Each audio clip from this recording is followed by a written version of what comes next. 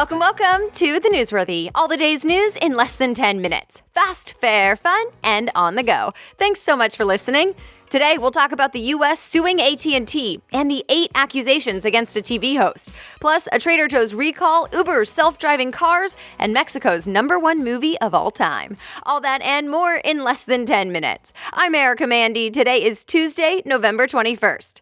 Today's episode is brought to you by Soul Organics. This is a company that cares about making comfortable organic sheets and bedding that are also fair trade certified, so they give back to the farmers with each purchase and make sure there are safe labor practices. And they're giving the Newsworthy listeners an exclusive Black Friday special. We're talking 40% off, free shipping, and 2 free organic candles with the code ERICA40. I put a link for you on thenewsworthy.com, so go check it out, learn more about their mission, and take a look at their luxury organic sheets and bedding. Okay, you ready for the news? Let's do this. The U.S. is suing AT&T. It's because the company is trying to take over Time Warner, and the feds aren't feeling it, so they're taking it to court. AT&T and Time Warner is the biggest possible acquisition the Trump administration has faced so far. The U.S. government says the two companies would simply have too much power together, which could mean higher prices for TV subscribers and less innovation for the industry. But one expert told Bloomberg that the government may lose this one. He says the two companies may both be in communications, but they don't really do the same thing, so it should be allowed. Bloomberg reports AT&T will likely be putting up a big fight in court and may even try to say that the president just doesn't want it. Why? Well, President Trump doesn't seem to like CNN, and CNN is owned by Time Warner. So, TBD if the deal goes through and how long it could take to figure this thing out.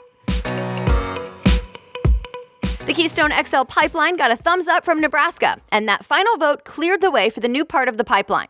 Well, sort of. Reuters reports people against the new pipeline say they plan to keep fighting it, that they want to take it to court and make sure it takes as long as possible.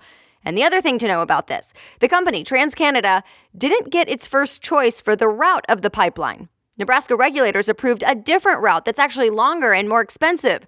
So TransCanada says it will review the decision and see how and if to move forward. The Keystone XL pipeline could bring crude oil from Canada into the U.S. North Korea will soon be considered a state sponsor of terrorism. President Trump said he'll make it official today. So what does that mean? Well, The Hill reports it means even more sanctions against the country, so it allows the U.S. to cut off foreign help, exports, and financial dealings. It's meant to put some serious pressure on North Korea. The decision this week actually puts North Korea back on the list of state sponsors of terrorism. It was only taken off in 2008 in the hopes of a deal back then. About 60,000 people will be told to go back to Haiti. USA Today reports the Trump administration says it will end a program that gave Haitians protections here in the U.S. The reason for the program in the first place was the huge earthquake in Haiti back in 2010. It killed 200,000 people and left hundreds of thousands without a home. Now the Department of Homeland Security says basically that Haiti has recovered enough and they can all go back.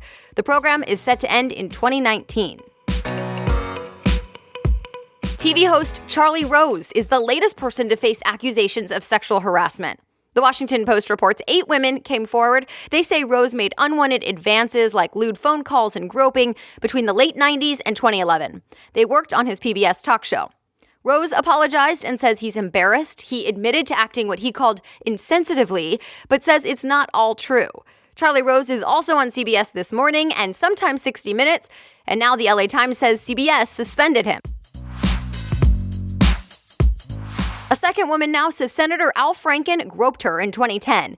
The New York Times reports she says it was while her husband was taking a photo of them when he grabbed her. Franken says he doesn't remember that, but feels badly if she felt disrespected. Also, a USA Today network analysis found sexual harassment has been a problem in state capitals around the country. At least 40 lawmakers in 20 different states have apparently been publicly accused of sexual harassment or misconduct. And one more thing. A star New York Times reporter has also been accused of sexual harassment. Vox reports 4 women accused Glenn Thrush. He apologized for any behavior that may have made women feel uncomfortable. He's now suspended from the Times, and the publisher for his upcoming book says it's reviewing what to do next. All right, other things to know today. A Trader Joe's recall because some packaged salads could have shards of glass or plastic. Business Insider reports the warning is for certain types of salads with use-by dates November 10th through the 21st. I'll put a link with more details about the recall in today's show notes. Uber just committed to more self-driving cars. Bloomberg reports the company ordered 24,000 SUVs from Volvo to form a self-driving fleet. Uber will get the SUVs between 2019 and 2021. TechCrunch reports Uber is already testing out the same Volvo model, but with safety drivers behind the wheel right now. That's happening in Arizona, San Francisco, and Pittsburgh. It's been called the Amazon of China, and now both companies are going after groceries. Reuters reports Alibaba just invested a big chunk of cash into China's top grocer. And remember, Amazon recently bought Whole Foods. Alibaba, though, has apparently gotten a head start in the grocery game.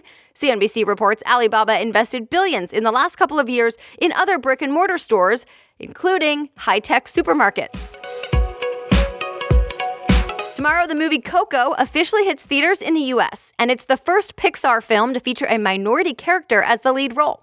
NPR says the movie is meant to be a love letter to Mexico. It's full of Mexican music and culture, including traditions about the Day of the Dead. And the other theme, remembering family. It already premiered in Mexico and became the #1 film there of all time. And that's it. You are all caught up. If you want to read more about any of today's stories, just go to thenewsworthy.com, click episodes, and find today's date. Don't forget to subscribe wherever you listen so you don't miss an episode.